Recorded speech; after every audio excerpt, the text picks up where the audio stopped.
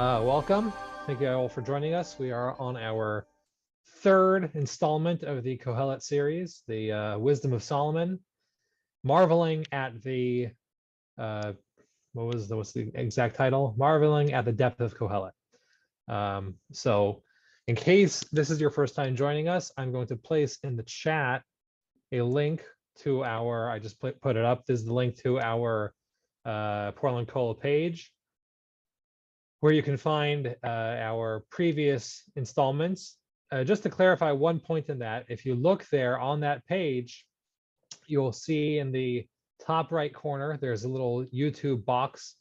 It automatically plays last week's class first, and then the week before. That's a mistake that we have to correct.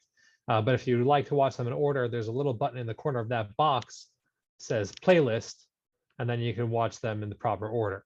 It has written there exactly which is the proper order. So in case you have missed it, that's available on our website. And okay, so we're gonna get started. In the past 2 weeks, we started with the intro, where we talked about kind of where Kohelet came from as a book, what King Solomon's intentions were with it. And we stated our thesis about Kohelet, which is that although it comes off at first glance to be a very down and depressing book, it's actually a book of tremendous empowerment. It's really trying to, King Solomon was trying to empower us and give us something to think about. And to clarify that point, it's not going to be a happy book necessarily. Okay, it's going to remain a very serious text in which King Solomon he's talking about some pretty heavy things. But in doing that, he's also giving us something to look forward to. He's giving us perspective that's going to make our lives greater. So we discussed in the past weeks how, whereas most of the time people translate the word hevel, the word as being futility, and meaning that the second verse of Kohelet is referring to futility. If futility is all is futile. In reality, it's hevel really means, the literal translation of the word hevel means steam. And there's a different nuance there, in which King Solomon's telling us, first of all, to gain something from this world, you may be grasping at steam, and that's a hard thing to contain, but it is possible. And it's not that there's nothing there. It's not that the world is all nothingness. It's that there's something, but it's something that you need to have the tools to access. And also, one of the things we mentioned last week is that those things in our lives which are weighing us down, in reality, we have to understand that they too have the ability to pass on, just like steam. And we can move past the past. Okay. And then we started talking about the next series of verses. We mentioned, in fact, actually, I'm going to jump right now, get started with the screen share. That way we can all see what we're looking at all together. If anybody has at any point is having a hard time hearing, needs something explained, or would like to chime in, please feel free to unmute yourself and just interrupt. It's fine.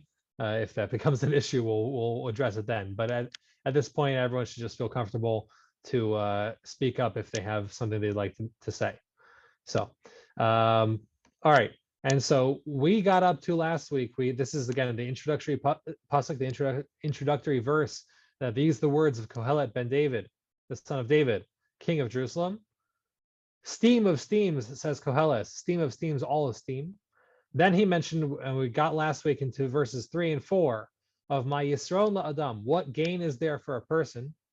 B'chol amalo, with all of their hard work, shi'amol tachas hashamesh, that they work under the sun. We mentioned how the rabbis point out that the time is wasted, so to speak, on work under the sun, meaning work that is this worldly.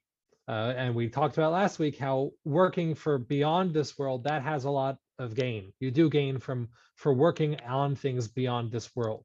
We mentioned studying Torah, like you're doing right now, and other holy acts. Those things are things that they do produce fruit beyond this world. And lastly, we got into the verse last week of Dor Holech, that a generation goes, the Dor Ba, another generation comes. The Haaretz, however, the society, the civilization, the land, literally, L'olam Omades, stands forever. Okay, and so again, this is our verse stating, and the way we understood this last week was that if you notice, if you take a look and study history, you'll notice that human nature doesn't really change. People remain the same in many of their in how they act and how they respond to different situations, and those things rarely change. And it's the society that remains the same no matter what people are in charge of it. The same issues that faced previous generations are the ones that face this generation. Okay, and so now this week we're moving on to verses 5, 6, and 7, Hey, Vav, and Zayin, which are here. So I'm just going to scroll down a little bit so we can bring them up and center to our screen over here. If anybody's having any issues, again, please feel free to pipe up. I also have the chat open, so if you'd like to just mention something in the chat to me privately, you can. I think right now the chat is set on everyone can see your messages, so you'd have to change that to make it a direct message to me. Okay, so we're going to move on to verse number 5 here, and this verse is now talking about the sun. And again, the context here is something, or let me put that differently. The way we've been understanding it is, although the verses themselves seem to be downers, they're really empowerers, verses of empowerment. And so that's what we're going to try and focus on doing right over here. So verse 5, V'zarach hashemesh uva hashamesh. The sun shines or comes out in the morning, and the sun comes, meaning comes down in the evening. Very similar to our generations in the last verse. We had a generation that goes and a generation that comes. Here again, we have the sun that shines and the sun that comes back in. Ve'el makomo, and to its place, sho'ef zoreach husham. Now, these words are a little difficult to translate, and so I'm going to take them piece by piece. To its place, sho'ef, it desires. We use this term sho'ef, meaning it's something that has a tremendous desire to go somewhere. Zoreach husham, and it shines there. Okay, so to read the verse all together, again, verse 5, V'zarach hashemesh, the sun shines out in the morning. Uva hashemesh, it gathers back in we're assuming in the evening. Ve'el makomo sho'ef, it desires to go back to its place. Zoreach husham, and it shines over there. Okay. Now, there's a number of points that the commentaries bring out over here, exactly what this verse is trying to say. One idea that's brought down in the Sefer Metzudas Tzion, which is one of the primary commentators on these books of Nach, of Nevi'im and Kesuvim, of the writings, the Metzudas Tzion, he points out over here that this place that the sun desires to go is actually the place where it came from, not the place where it's going. Meaning, to put it kind of simply, and I struggle to figure it out exactly what he was saying myself, but he's saying that the nature of the sun is actually to go back towards the east. It really wants to just go back to bed, right? But the way that nature forces it is it forces it to the west. Now, again, obviously nowadays we know that the sun doesn't move, or in relation to the earth, the sun doesn't move. We move around the sun. I assume we're all familiar with that idea now. But in looking at it from an allegorical perspective, the idea is that the sun really desires to go back to the east, but the nature of the world is to push it towards the west. Very interesting idea over there, and there's probably a lot to say on it. However, I didn't see much about it. This is just how he explains what the verse is referring to. And if you wanted to go with the futility direction of Kohelet, of explaining that it's just a downer of a book, so this verse would be a great example of that. Sun gets up in the morning, sun sets in the evening, nothing ever changes, the whole world just keeps on rolling on its axis, and in reality there's nothing that you do makes a difference. That is one way to explain the verses, and we're going to see a series of verses that could all be explained like that.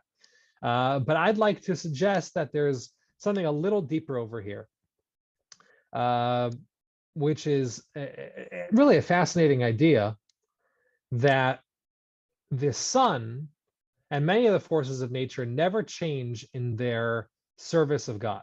Now, that meaning to say, in Jewish literature, we understand the sun and the moon and the stars and the hosts of heaven to all be really also servants of God. Okay, meaning that God went ahead, God created this world, He created mankind, He created all the animals, He created all the plant matter. Those are all servants of God, right? We're the most obvious ones. We have a Torah which tells us a whole number of things that we're supposed to do. But other pieces of nature are also considered servants of God. Their service is relatively simple, especially so you have man, which is, let's say, the highest level of servant of God.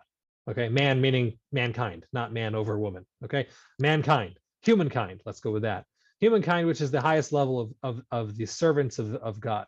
Right, we've got a whole bunch of commandments we're supposed to follow. Even if you're not Jewish, you've still got a bunch of commandments you're supposed to follow. You're supposed to live a good life. You're supposed to make a positive effect on the world. So humankind is intended to be the highest category of servant of God. Below mankind is, animal life, plant life. They all have basic things that God has intended them to do. So we find that going through creation, you'll find that Hashem went ahead and He made the plants, and He told them, I want you to create more plants just like yourself. Okay. He created animals, and He said, I want you to go and procreate and create other animals just like yourself.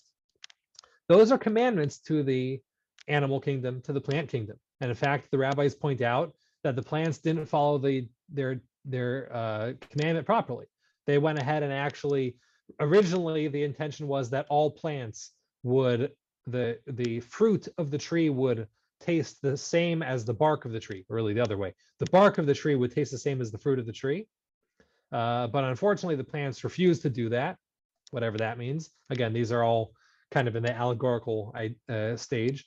But all the plants refused to do that except for the etrog that we shake with the lulav on the holiday of Sukkot.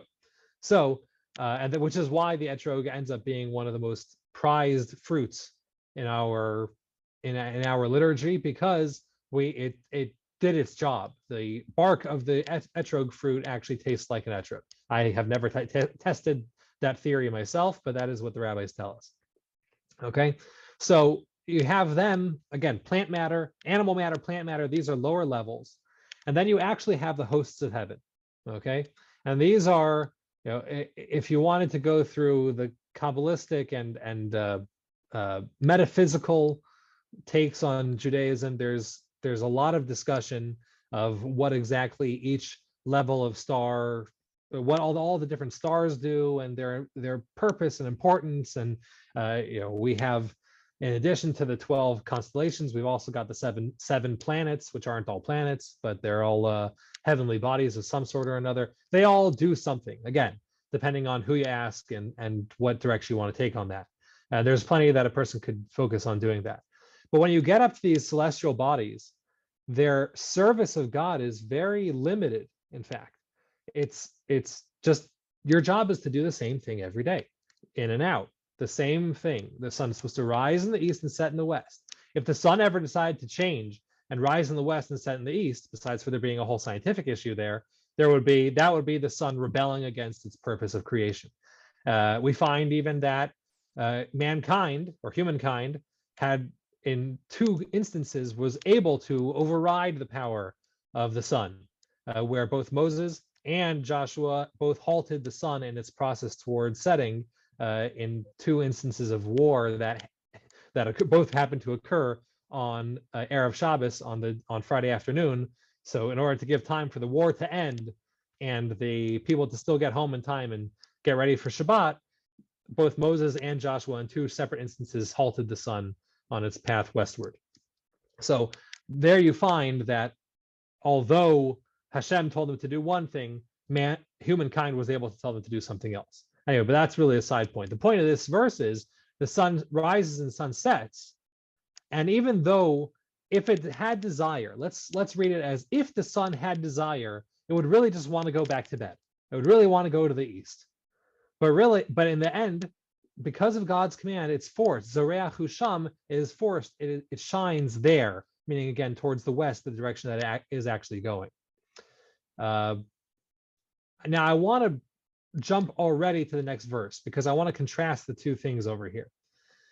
Because you're going to see that while this verse refers to the sun, the next verse, there's two different ways of learning it, and we're going to actually cover both of them.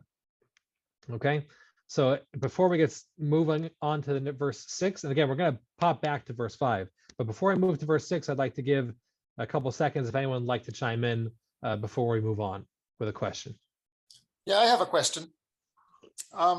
Yeah, go ahead. I had heard the legend that Joshua made the sun stand still in order to be able to finish the battle because it was a matter of winning or losing the battle. But nowhere in what I learned in Hebrew school was preparing for Shabbat part of that. Can you elaborate just a little bit on that story? Yeah, the source of this is actually a Gemara. It's a portion of the Talmud in Tractate Tanis. So if you were actually joining, if you were to join Daf Yomi in the next couple of months, you'd actually get up to it pretty fast.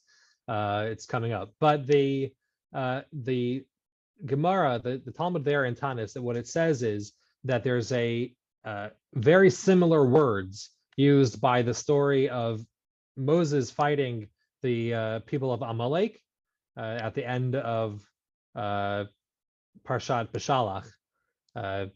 And very similar words show up again by this war that Joshua is fighting. So there's three words there. Achel teis pachtecha, if I remember correctly, and what exactly those words mean is I have commenced to place my my fear in the nations. But those three words really only show up in that order, in succession, in those two places. So the rabbis go ahead and they use one of our go-to methods of exegesis, where they said when you have similar words showing up in two separate places, especially in similar contexts, there's something similar going on over here. So they learned that these are two of actually three cases in history where the sun stood still for the purpose of the Jewish people. The last time was a much later period of time, and I don't want to get into it right now because it would take too long to get through. But there was one other instance where the sun stood still for the purpose of the people. In that case, again, those two cases were cases of the war, and we understand that there's all the factors were similar, so to speak. So it was, again, if I remember, I could be wrong. I could be misremembering, but as far as I remember, it was Erev Shabbat. It was going in order to give them time to finish up the battle. They and prepare for Shabbat. Joshua prayed or used his whatever power he had to stand the sun in its place. I hope that helps. Okay. Yep, thank you. Sure. So we are going to move on now again to verse number 6. If you follow my cursor over here, that's where we are. Okay. Verse number 6 goes like this: Holech el darom. It goes to the south. Now we haven't said what it is yet. It's either what we said in the last verse, or it's something that's going to be introduced in this verse. But it goes towards the south. Visovev, and it takes a roundabout el tzafon to the north. Okay, so it goes towards the south and comes around to the north. Sovev, holech haruach. Around and around goes the wind. Literally, the ruach is wind. Va'al sevivosav, and to its place of spinning, shav haruach, the wind goes back. Okay, that's the simple understanding of the verse, and the verse that you'll find in multiple places. The explanation of the verse that you'll find in multiple places in the rabbi's writings. That this verse, the word ruach over here, is actually referring to the wind, and we're now talking about a different thing than the last verse. Again, to read the verse all together, Holech el darom, it goes towards the south. So Vevel tzafon, it circles to the north. Sovev sovev holech haruach. Around and around goes the wind. Va'al sevivosav shav haruach, and to its place of spinning, the wind returns. Okay, that's the simple understanding of the verse. However, what we run into is the translation of this word ruach. So again, ruach literally means wind. In fact, one of the versions of the soul, which lives in our body, there's 5 iterations of the soul that connect us to heaven, whatever that means. Again, kind of beyond my pay grade. But one of the iterations of the soul is ruach, meaning it's the wind inside of our body. Okay, that's the literal translation of ruach. However, ruach can also mean a direction. Okay, in which case there are some commentaries who explain the verse to be saying like this. Let's read it from the top again. Holech el darom, the sun that we mentioned in the last pasuk, leans towards the south. V'sovev el tzavon, and cycles back towards the north. Sovev sovev holech haruach. It goes around and around in other directions. Va'al sevivosav shav haruach, and circles back around to its original direction. Okay, so again, this verse has 2 primary explanations. Explanation 1 is that it's referring to the wind, and it's a different thing than the last verse. The explanation 2 is that it's referring to it's going back to the sun, and says that even though the sun in the winter, for example, in the winter in the northern hemisphere, will lean much more to the south. It will be in the southern end of the sky. And in the summer, it will be on the northern end of the sky. It's really still going east to west, and it doesn't falter from its path. So in that case, if it's referring to the sun, it means it's a reiteration of this idea that the sun just keeps doing what it does. Doesn't stop, doesn't end its job. It just keeps on going east to west, over and over again. And even though it may shift around in its direction, in its placement in the sky, it itself is really just doing the same job over and over again. Okay, again, if you wanted to learn the verse to be a depressing verse, you absolutely could. You could say, look at the sun, just keeps doing what it does, the world never changes. Or as we said, or as we're actually going to explain a little further, is that it's going to change exactly how we perceive the sun, that the sun is involved in a service of God and doesn't falter from its service. And that's a very different flavor of verse. The other explanation, again, is that it's referring to the wind, totally separate idea than the sun. The sun keeps going in a straight line. It just goes east to west, east to west. The wind spins around in all directions. Okay, the wind does, right? Obviously a tornado, right? You see a tornado, it spins in all sorts of different directions. But in reality, wind blows this way and that way and never has a set direction. That would be the explanation if we're referring to it as the wind. Okay, so if we're understanding that the verse is referring to the wind, then what we have over here is a contrast between these 2 things. Again, I just mentioned that. But however, you have the sun over here. The sun keeps on going, never changes its direction, and it keeps on going east to west. And you have the wind, which circles around and doesn't stick to one direction, will always change where it's designed to go. First of all, there's I think the most obvious message here is that there's different types of people, and there's different types of people that King Solomon is talking to. So again, King Solomon is trying to write a book that's going to address everybody's needs, everybody's purpose in this world. He's trying to give us something that's going to empower everyone.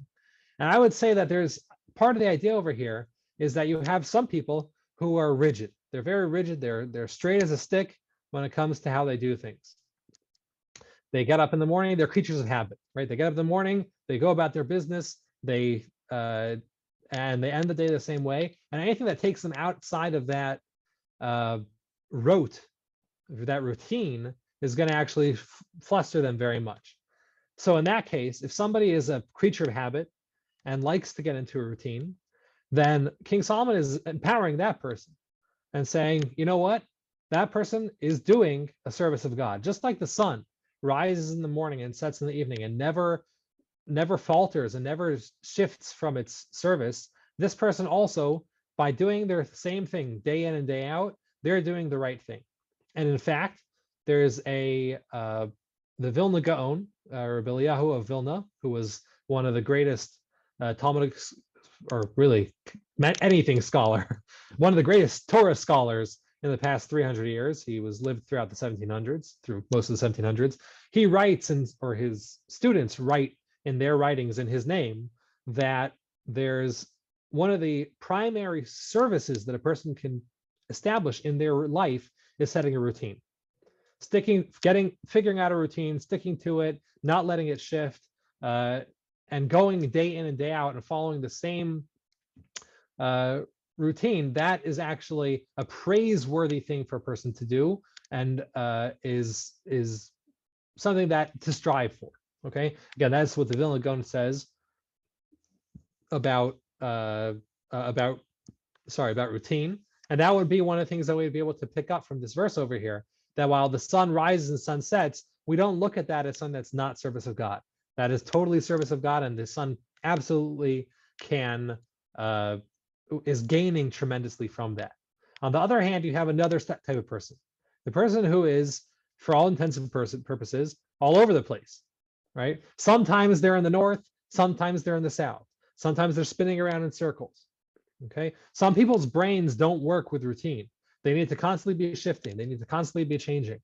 That person also is doing something that is service of God.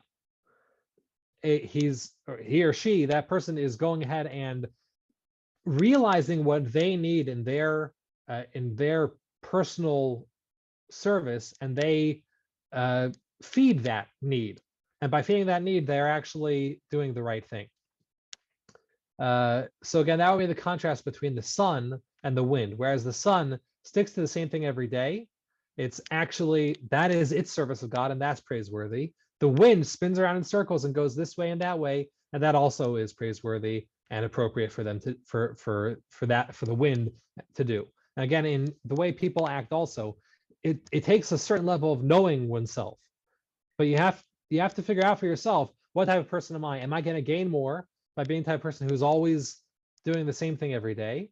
Or do I sometimes gain more from, or always, do I gain more from infusing my daily service, my daily routine, with constant novelty?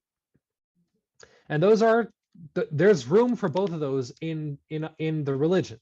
There's room for both of those in the service of God. Sometimes some people gain more from one, and some people gain more from another. I'd like to actually point out over here that we have a interesting contrast again over here between our take on things, King Solomon's take on things, and Greek mythology's take on things. Because as soon as I saw that the sun gets up in the morning, goes to bed at night, and just does the same thing every day, my brain immediately said, well, isn't that the story of Sisyphus? That's basically the idea of, right, Sisyphus being I don't know the whole story, and I looked it up a bit yesterday just in preparation, but his punishment for, I forget what it was, killing, death, or whatever it was that Sisyphus did. But his punishment was to roll the stone up to the top of the hill every day, and just when he gets to the top, it rolls back down, and he has to do that constantly, day in and day out. So here you see, from this mythological perspective, the idea of rote, of doing the same thing every day, day in and day out, as being a punishment. It's a terrible existence for a person to live with.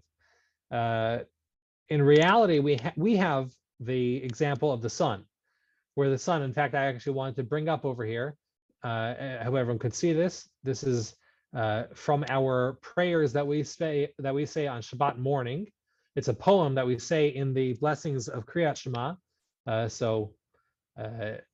In the middle section of the davening, of the prayers, this is a poem that we say in praise of the sun and praise of all the celestial bodies, which is a very strange thing for us to do, by the way. We usually don't. If you look at historically how the Rambam explains it, how Maimonides explains it, the original mistake of the idolaters was their praising of the sun and the moon and the celestial bodies. So it is a fascinating point that we have actually put a piece of that into our prayers. But you'll notice over here, this is a very, again, most synagogues will sing this Kel Adon al Kol Ha'Maasim. I'm not going to go through all of it, but if you see where my cursor is right here, this is the fourth stanza, and it says, if anyone can't see it, or if you're not seeing the screen, please let me know. Just I'll have to correct that. I think you should be able to see it right now. But if you see where my cursor is, in fact, let me highlight it. We'll make it easier. Okay, so where it's highlight. Anyway, where I've highlighted it over here, it says Maleim Ziv. They are filled with shine. Umfikim Noga, and they give forth a luster. Na'ezivam b'chol ha'olam, and their shine is beautiful throughout the world. And this is the clincher right here. Smechim etzesam v'sasim b'voam. They are happy in their going, and they are joyous in their coming back. Osim be'ema ritzon kunam, doing with fear the will of their creator. Okay, if you happen to daven, if you pray at Keser, you'll notice that the word over here is a little different because they use a Nusach Sfard. This is Nusach Ashkenaz. In Nusach Sfard, it's Ritzon Konehem. Either way, it's the same idea. So again, the sun and the moon and the stars and whatever, everything else that we're referring to, all the celestial bodies, they are happy in their going and joyous in their coming. So meaning to say that a routine is something that can inspire happiness and joy. For who it's appropriate for is what I'm arguing. For the one who it's appropriate for, it's the best thing.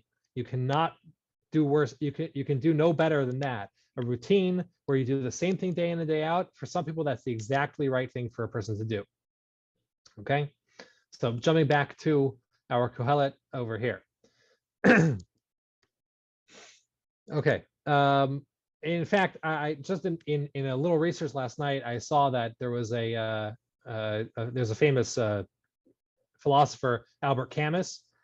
He has a piece over here on, not over here, but he has a piece on Sisyphus where he argues that Sisyphus was very happy with his service, with his going up and down the hill every day.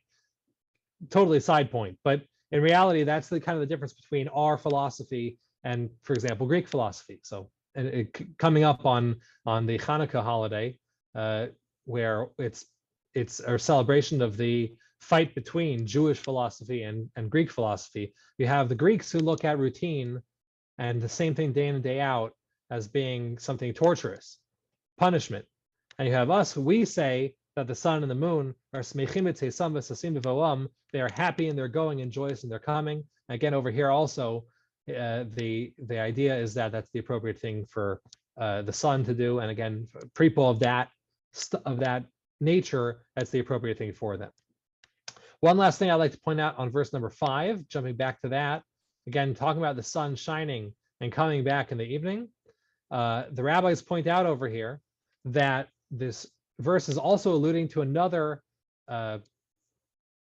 phenomenon of the creation, that before a great leader dies, another one rises to take their place. So before the setting of the sun is already rising, the next sun is already rising.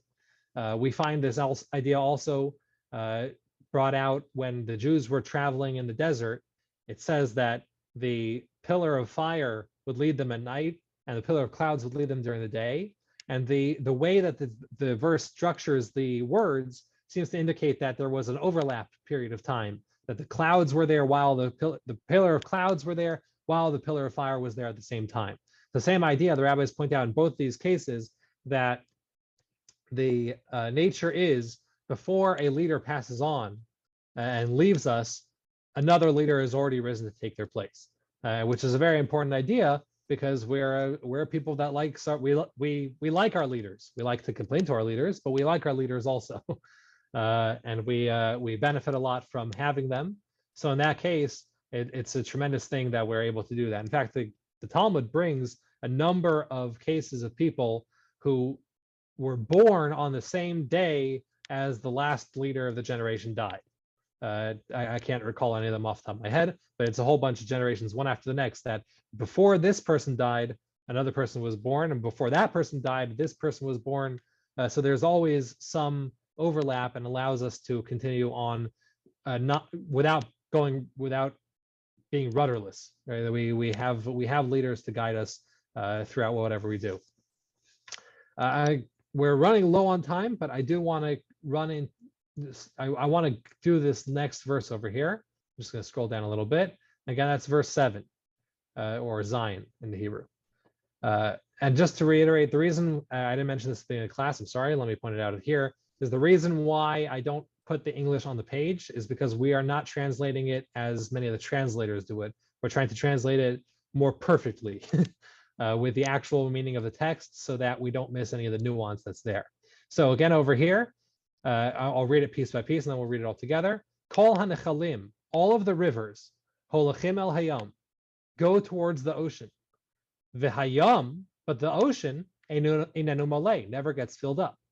El makom shanechalim holachim, to the place where the rivers are going, sham hem shavim lalaches, there they return to go. Okay, so to read it all together once again, all the rivers go towards the ocean, but the ocean does not get filled. To the place that the rivers are going, there they go, there they return to go. Okay, and there's again multiple understandings. Once you get into this strange sentence structure here at the end of the verse, there's different explanations of what's going on there. Basic understanding is we understand a water cycle. So rivers are often, depending on what rivers we're talking about. So let's say I grew up in Colorado. All the rivers in Colorado are snow melt. The snow is on the mountains in the winter. It melts into the rivers and throughout the spring and summer, and it goes and continues on towards wherever the rivers go. The rivers, actually, most of them end up in California. But as it is, that's the rivers. They start at one point, but it's a cycle. So again, the water goes into the river, goes out into the ocean, but then it gets carried back to the land and continues feeding the river. So it's a constant cycle. One thing I'd like to point out before we end for today, there's actually two things I'd like to point out before we end for today. Is over here, you'll look at verse 4, which we did last week. It mentions the land, that the land stands forever. In verse 5, we have the sun, that the sun keeps on doing what it does every day. We have the wind in verse 6, that the wind circles around. And finally, we have the oceans, the water that also flows towards its point of origin and then returns back to where it goes and constantly feeds itself. So we have over here 4 elements: earth, fire, wind, and water. Traditionally, those were the 4 elements. Now we would call them liquid, gas, solids, and plasma, I guess, whatever fire is exactly, energy, whatever it is. These are our 4, let's say, parent elements. Obviously, we understand elements to be a little different nowadays, but again, here we have the 4 elements being listed over here, and King Solomon is telling us that all these things have a service that they're serving to God. And the last thing that I want to mention now is they're all cyclical. So the land, while the generations keep on cycling in and out, the land stays forever. The sun cycles through the sky. The wind spins around to its place. The rivers, there's a water cycle that replenishes the rivers in the ocean. And I think this is interesting because again, if our temptation is to take Kohelet and see it as a disempowering, as a depressing book, it would be very strange for it to give us cyclical verses of cycles, because we know in Jewish tradition, circles are a point of consolation. When you go to a house of mourning, they serve the mourners eggs and lentils and things that are round. When I was in mourning for my own father, they gave us tortillas, right? It's all, they give round food by a house of mourning because it shows that life is a cycle. It keeps on going on. And although a person may have passed, they live on. Their children, their families live on. Their effect on the world lives on. So it'd be very strange, again, if you wanted to argue that King Solomon is trying to depress us, to give us themes of cycles would be the wrong way to do it. Cycles in Judaism are a good thing. They're a source of comfort. On Rosh Hashanah, many people make a round challah on the Jewish New Year. They make a round challah in order to show that the year is cyclical. It's a point of blessing for us as opposed to a point of depression. So in that case, again, another support for our thesis that the book of Kohelet is a book of empowerment, again, as opposed to depression. And just to point out, this first chapter, for the most part, is going to continue to be an introduction to the book before we get into the meat and potatoes of it in the second chapters and thenceforth. So again, all of this entire first chapter ends up being primarily a intro. And again, it's consistently layer by layer supporting this thesis. Sorry, that that he's trying to empower us as opposed to bring us down. So that's all for today. Thank you for joining us. Please feel free to log off. I'm going to give a minute or so if anybody would like to chime in or has any questions. Go ahead. Yasher Koach. Thank you very much. Thank you for joining us. Thank you. Thank you.